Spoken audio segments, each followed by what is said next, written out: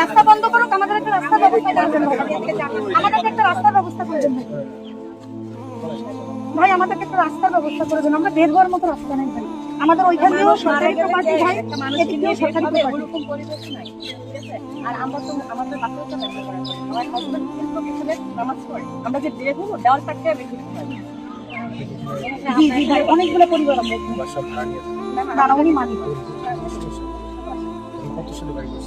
এটা তো অনেক মানে 1972 সরকারি প্রতিষ্ঠান হওয়ার আগে।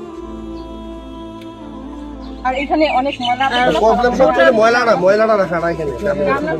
আমাদের এখানে যে রাস্তা কোর্টের মামলা অনুযায়ী এখানে যে রাস্তা আছে 4 ফিট রাস্তা আমাদেরকে দেওয়া আছে। কোথায় রাস্তাটা এদিক দিয়ে রাস্তা? হ্যাঁ, এই যে এখানটা এখান থেকে কোন দিক দিয়ে রাস্তাটা গেছে?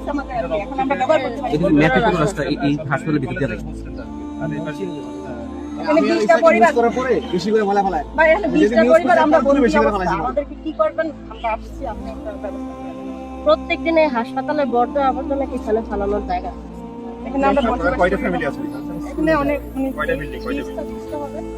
এখন দায়টা তো অনেকটা দায় আপনাদের উপর পড়ছে। আপনারা যখন এই বিল্ডিংগুলো করছে রাস্তাটা তখন তো আগে করছে এরকম চিন্তা ভাবনা করে হসপিটাল হওয়ার আগে এদিকে হোস্টেল আছে, এদিকে হোস্টেল আছে, এখানে কালাচান মার্কেট ছিল। এখন তো এগুলো আর আমাদের এখানে 1500 জায়গা দেওয়ার পর আমরা এখানে জায়গা দেওয়া আমাদের কাগজ হসপিটালে জায়গা দেওয়া আছে 1500 জায়গা দেওয়ার পরিবর্তে আমাদের এখানে কি চলাফেরাও রাখতে হবে।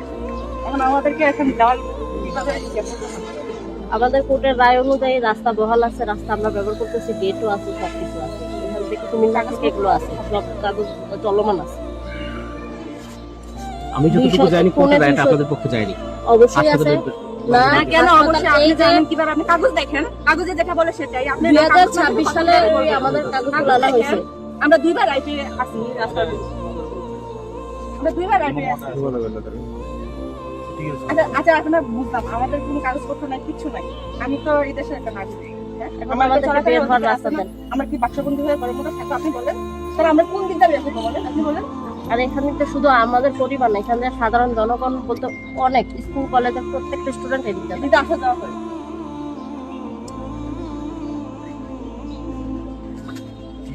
এই যে সুজাত আলী কলেজের প্রত্যেকটা স্টুডেন্ট এদিক যাবে, মফিজুদ্দিনা প্রত্যেকটা ছেলে মেয়ে আর মফিজুদ্দিনের মেয়েগুলো এদিক যাবে। ময়লাটার ব্যাপারে আরে ময়লা আছে ঘর শোনা, আমরা তো বের করতে পারি না।